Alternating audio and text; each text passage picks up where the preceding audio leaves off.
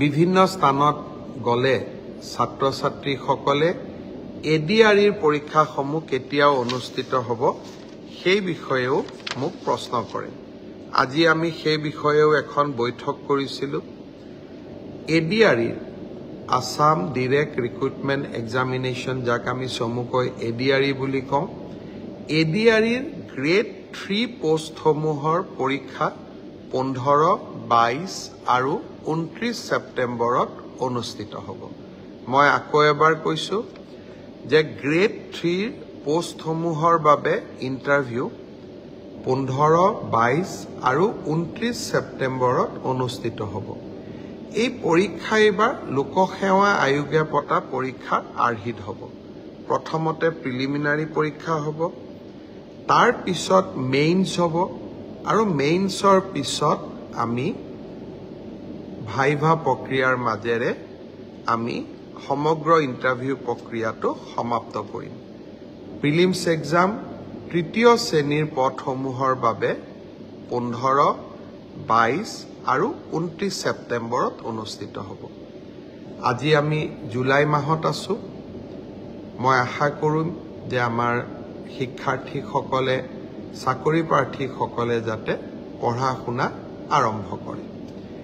ঠিক সেইধৰণে চতুৰ্থ শ্ৰেণীৰ বাবেও আমি একেটাই ব্যৱস্থা হাতত ল'ম। প্ৰথমতে প্ৰিলিমছ, তাৰপিছত মেইনছ আৰু তাৰপিছত ভাইভা ভচি। গ্ৰেড 4 বা চতুৰ্থ শ্ৰেণীৰ পদৰো প্ৰিলিমছ 20 আৰু 27 অক্টোবৰত অনুষ্ঠিত হ'ব। আমাৰ গ্ৰেড 3ত প্ৰায় 7,500 পোষ্ট আছে আৰু গ্ৰেড 4ত প্ৰায় 4,500 বা আৰু অলপ 100-200 বেছি, ইমানখিনি আমাৰ পোষ্ট খালী হৈ আছে। এটা স্বচ্ছ নিযুক্তি প্ৰক্ৰিয়াৰ মাজেৰে আমি এই পদখিনি পূৰণ কৰিম। বিভিন্ন স্থানত গলে ছাত্ৰ ছাত্ৰীসকলে এডিআৰইৰ পৰীক্ষাসমূহ কেতিয়াও অনুষ্ঠিত হ'ব সেই বিষয়েও মোক প্ৰশ্ন কৰে। আজি আমি সেই বিষয়েও এখন বৈঠক কৰিছিলোঁ।